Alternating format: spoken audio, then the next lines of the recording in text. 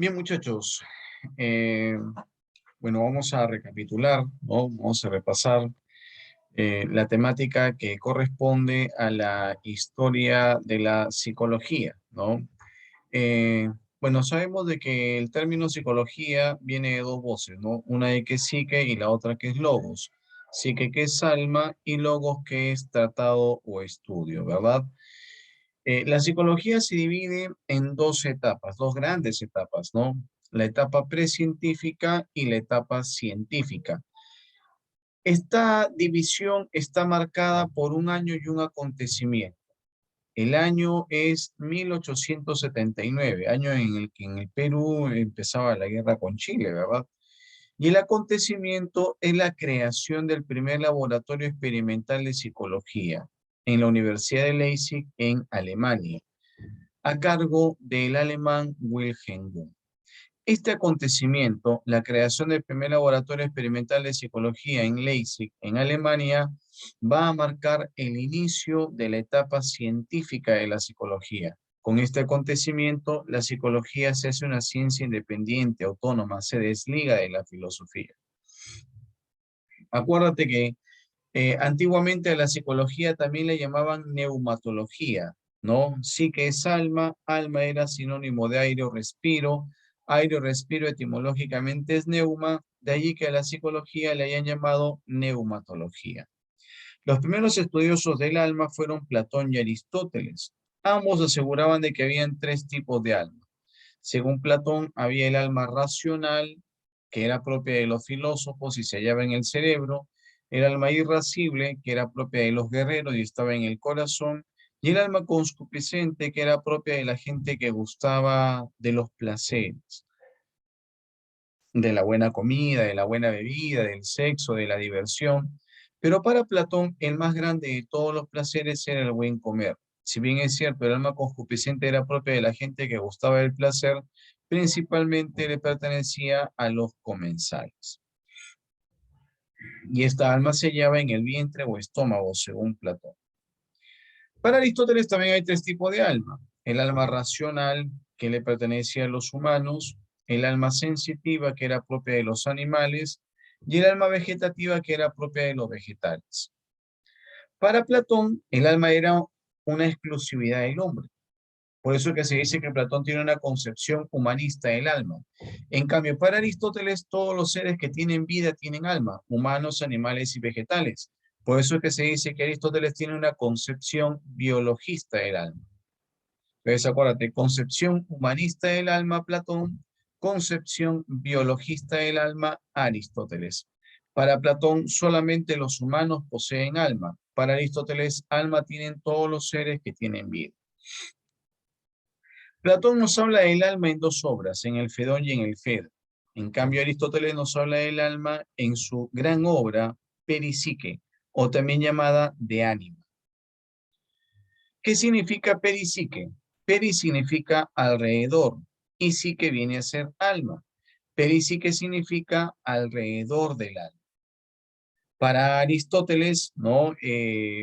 Que va a ser considerado el que hizo la primera gran obra monumental de psicología, que es esta obra Peripsique o de ánima, esta va a ser una obra importantísima, ¿no? Que va a marcar, digamos, el inicio ya de una psicología, ¿no? Claro, precientífica aún, ¿no? Pero ahí vamos a estar dentro de los antecedentes más importantes con esta obra Peripsique o de ánima. Para Aristóteles, en esta obra Peripsique, el alma, él dice que el alma es la entelequía. ¿Y qué entiende él por la entelequía? Es lo que le da vida al ser, ¿no? Eso decía Aristóteles, que el alma es la entelequía, es decir, es lo que le da vida al ser. ¿De acuerdo? Para Aristóteles, por ejemplo, este lapicero, ¿no? Este lapicero podía ser, era un ser, ¿no? Pero ¿qué hacía de que este lapicero sea un ser vivo? El alma, ¿no? Entonces, este lapicero no podía ser un ser vivo, según Aristóteles. ¿Por qué? Porque no tenía alma. Un conejo, por ejemplo, era un ser, sí, pero ¿qué hacía de que el conejo sea un ser vivo? El alma. ¿Y qué alma iba a tener un conejo? Alma sensitiva, ¿no? Porque era un animal, ¿sí? Ahora, eso es en cuanto a la etapa precientífica, ¿no? En la etapa precientífica no había, pues, un método, porque no había un objeto de estudio definido. La psicología estudia el alma y el alma es solamente una especulación, es algo incierto. No se puede hacer ciencia de algo de lo que ni siquiera sabemos si existe o no. Eh, la psicología no tenía un método, ¿no? ¿Cómo aplicar un método para estudiar algo de lo que ni siquiera estamos seguros que existe? Acá en esta etapa precientífica también la psicología recibe influencia de la filosofía, sobre todo en la época antigua, y de la teología, ¿no? Sobre todo en la Edad Media, ¿no? Bueno, eh, con la etapa científica de la psicología, con la creación del primer laboratorio de psicología, empiezan las escuelas psicológicas. Todas las escuelas psicológicas son parte de la etapa científica de la psicología, y la primera de ellas fue el estructuralismo. El estructuralismo, también llamada ciencia de la conciencia, porque fue la primera escuela en estudiar la conciencia, el primer objeto de estudio de la psicología fue el alma, pero el primer objeto de estudio de la psicología científica fue la conciencia. El primer método empleado en la psicología fue la introspección y se empleó a partir de la etapa científica con el estructuralismo. Por eso es que al estructuralismo también le llaman introspeccionismo, porque fue la primera escuela que empleó la introspección. Los fundadores, representantes principales del estructuralismo, vamos a tener ahí a Wilhelm Wundt, el alemán que ha dado inicio a la psicología científica, y a Tixener, ¿no? Que está en Estados Unidos. La psicología científica nace en Alemania, pero se va a desarrollar rápidamente en Estados Unidos con Tixener, ¿no? ¿Qué va a estudiar el estructuralismo? La estructura de la conciencia, o también llamada anatomía de la conciencia. Eso es lo que estudia el estructuralismo. Y al estudiar esta estructura de la conciencia nos va a decir de que los elementos de la conciencia son tres, ¿no? ¿Cuáles son estos elementos de la conciencia? El famoso SIS: sensaciones, imágenes y sentimientos, ¿ya?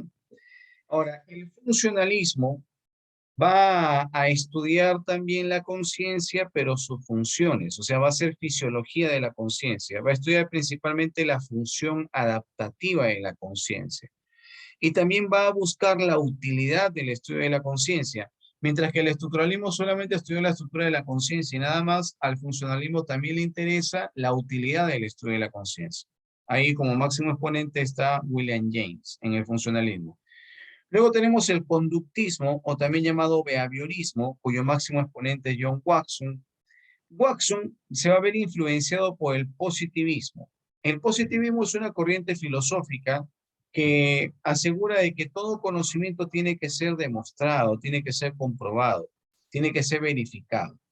Si no, no se puede dar como válido, ¿no? No podemos dar como válido un conocimiento que no haya pasado por una verificación. Si un conocimiento no se puede demostrar, no se puede comprobar, entonces no se puede admitir como válido. Para el positivismo, solamente se puede conocer lo que se puede observar. En esta medida, el conductismo dice, oye, está bien, el positivismo tiene razón. Solamente se puede conocer lo que se puede observar. Ah, entonces la psicología ya no debe estudiar la conciencia. ¿Por qué? Porque la conciencia no se puede ni medir ni observar. Entonces, ¿qué debe estudiar la psicología ahora? Ahora debe estudiar la conducta, ¿no? La conducta que sí es medible y que sí es observable, ¿no? A la que le llaman conducta aparente. El conductismo rechaza el estudio de la conciencia y propone el estudio de la conducta medible y observable. También hizo aportes en la rehabilitación de enfermos mentales. El conductismo también estudió el aprendizaje, ¿no? Rechaza el estudio de la conciencia y propone el estudio de la conducta, y también rechaza el uso de la introspección, porque la introspección es un método que se caracteriza por la subjetividad, ¿no? Ya hemos dicho, ¿no? En una introspección, ¿quién es el observador? Uno mismo. ¿Y quién es el observado? Uno mismo. Entonces, como yo mismo soy el observador y el observado, entonces voy a caer en la subjetividad. Voy a querer siempre salir a mi favor. Ese es el gran problema de la introspección, que es un método que se caracteriza por la subjetividad.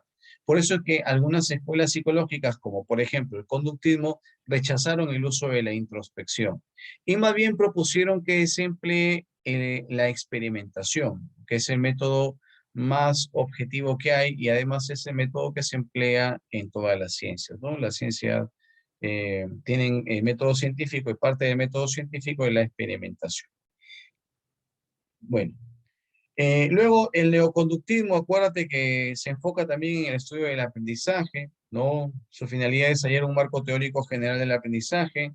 Tenemos la escuela cognitiva o cognitivismo, que va a estudiar la cognición. Acuérdate que la cognición es el conjunto de procesos que nos permiten la adquisición de conocimiento, ¿no? O también llamados procesos cognitivos, ¿no? Los procesos cognitivos son sensación, percepción, memoria, inteligencia, imaginación, creatividad, pensamiento y lenguaje. Todo eso estudia la cognición, ¿no? Todo eso estudia el cognitivismo, estudia la cognición o procesos cognitivos, que son los procesos mentales que intervienen en la adquisición del conocimiento, ¿no? Y va a haber una escuela, que es la escuela de la Gestalt, que se dedica exclusivamente al estudio de la percepción, ¿no? La Gestalt estudia solamente la percepción, ¿no? Se dedica exclusivamente al estudio de la percepción, ¿ya?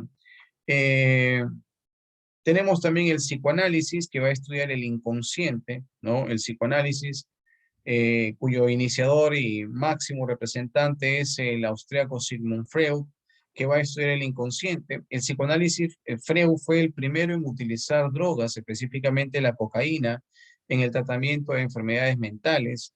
El psicoanálisis va a tener métodos propios como la hipnosis, la catarsis, la asociación libre de ideas, la interpretación de los sueños. Las obras más importantes de Freud son la interpretación de los sueños, Más allá del Eros y el Thanatos, son obras importantísimas de Sigmund Freud. Eh, Acuérdate que el psicoanálisis fue una revolución en la forma de estudiar la psicología, ¿no? Va a estudiar el aspecto inconsciente y no va a decir de que la personalidad tiene tres elementos o planos mentales, ¿no? Los tres elementos de la personalidad o tres planos mentales de la personalidad, según Freud, son el id o ello, que era la parte inconsciente, el yo o ego, que era la parte consciente, y el superyo o superego, que era la parte moral, ¿no? Eso es lo que nos dice Sigmund Freud, ¿no? Tres elementos de la personalidad o tres planos mentales, ¿no? El id o ello, la parte inconsciente, el yo o ego, la parte consciente, y el superyo o superego, la parte moral, ¿ya? Y luego tenemos la psicología humanista de Carl Rogers y y Abraham Maslow, ¿no? De Carl Rogers y Abraham Maslow.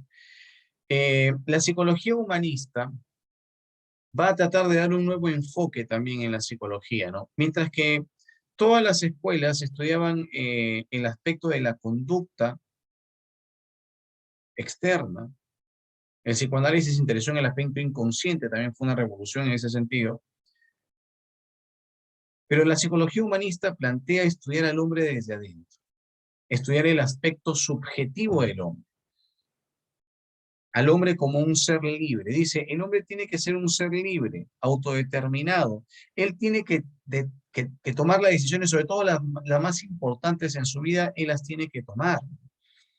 El hombre es un ser libre, autodeterminado.